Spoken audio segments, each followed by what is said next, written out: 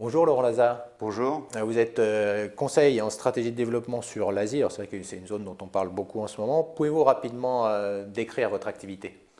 Le cabinet de conseil Lazare Partner Consulting a pour vocation en fait de préparer d'une part les entreprises françaises aux grandes mutations de la demande des consommateurs et d'autre part à les aider et les accompagner à saisir des opportunités qu'offre la mondialisation, en particulier sur les pays émergents à fort potentiel de croissance.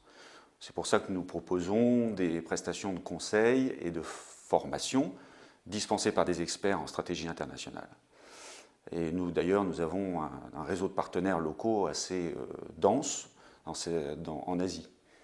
Et dans cette optique, d'ailleurs, j'ai créé l'association Eurasian Links en 2005, qui a pour objectif de se familiariser, comprendre la culture asiatique, parce que c'est un élément important de la réussite dans les affaires dans cette région du monde.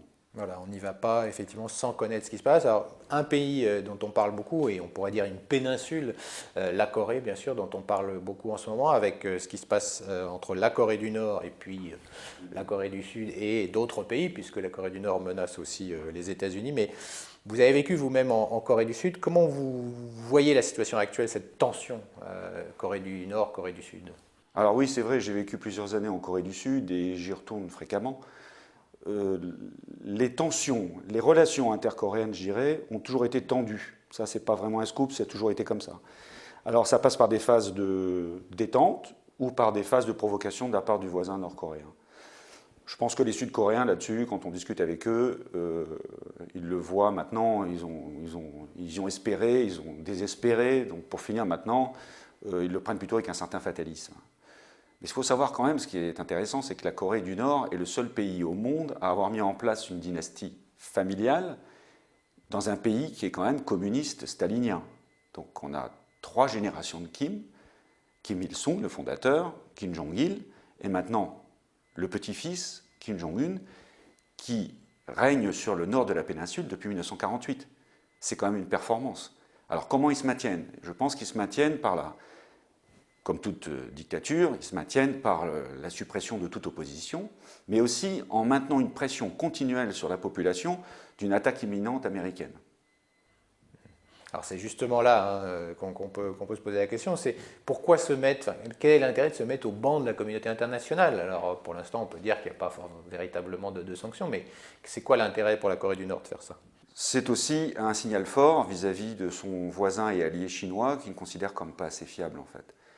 Donc son père déjà avait l'habitude, Kim Jong-il, d'utiliser un chantage et de faire une sorte de poker menteur avec les Occidentaux avec tout son programme nucléaire pour obtenir des subsides ou des aides alimentaires lorsque la famine a frappé son pays dans les années 90. Donc je pense que c'est une longue pratique familiale. On peut aussi s'interroger pourquoi maintenant, pourquoi il y a un regain de tension maintenant, effectivement, avec ces essais de missiles balistiques à répétition. Oui, alors là, on a affaire en fait à deux éléments nouveaux, mais qui sont quand même essentiels. Le premier, c'est, euh, je dirais, la méconnaissance et l'amateurisme du président Trump sur le dossier nord-coréen. Il promet le feu, la fureur sur la Corée du Nord, alors qu'il n'en a pas vraiment les moyens. Le deuxième, c'est de connaître vraiment les motivations du nouveau leader nord-coréen. On a compris à peu près qu'il cherche à conforter sa position et qu'il cherche à pérenniser sa position. D'ailleurs, c'est assez marrant, il cherche à se garder une certaine légitimité aussi par son apparence, en ressemblant de plus en plus à son grand-père, Kim Il-sung, qui est le héros de la République nord-coréenne et le résistant à l'occupant japonais. C'est une volonté de maintenir son pouvoir et une volonté de rester en place. Il faut rappeler quand même que la Corée, c'est petit.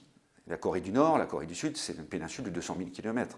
Et là, carré. Et donc là, vous avez à peu près, dans le même endroit, toutes les grandes puissances. Vous avez la Russie au nord, vous avez la Chine à l'ouest, vous avez le Japon à l'est, vous avez les deux Corées, sans oublier les 35 000 soldats américains qui sont stationnés en Corée du Sud.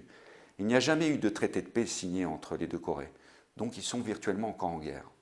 ça laisse peu d'options en fait. Oui, justement, c'est comme ça. On se dit comment on peut sortir de cet imbroglio nucléaire. Là, on a l'impression que voilà, c'est sans Oui, fin. oui, en effet. Alors je pense il faut pas faire ce que fait Trump, malheureusement. Je pense qu'il faut rester calme, il faut retourner à la table des négociations.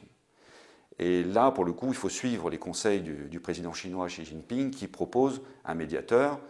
Et c'est vrai que la France a sûrement une carte à jouer dans ce domaine pour essayer de comprendre les motivations et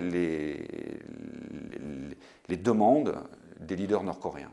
Il faut rappeler quand même que les dirigeants nord-coréens, depuis la signature de l'armistice en 1953, sont persuadés que les Américains veulent détruire le pays. Donc l'arme nucléaire, pour eux, c'est une garantie de pérennisation du régime et c'est aussi une dissuasion. Et je crois que ça, c'est important. Il faut noter que pour eux, l'arme nucléaire, à mon avis, est une arme de dissuasion, donc une arme défensive et non pas une arme d'attaque. C'est à prendre en compte. Eh bien, on aura l'occasion, bien sûr, d'en reparler, puisque ce dossier n'est pas terminé. Mais merci d'avoir fait le point avec nous, Laurent Lazare, aujourd'hui. Merci à vous.